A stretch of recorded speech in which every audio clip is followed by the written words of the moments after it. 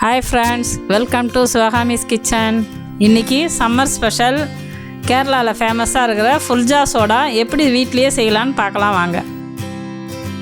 இஞ்சி அரை ஸ்பூன், பச்சை மிளகாய் அரை ஸ்பூன்,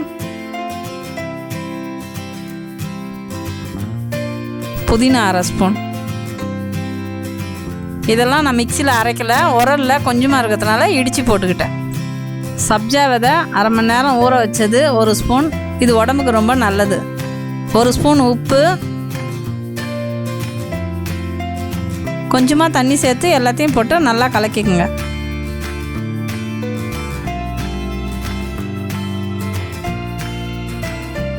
ஒரு பெரிய கிளாஸில் சோடா ஃபுல்லாக ஊற்றிக்குங்க.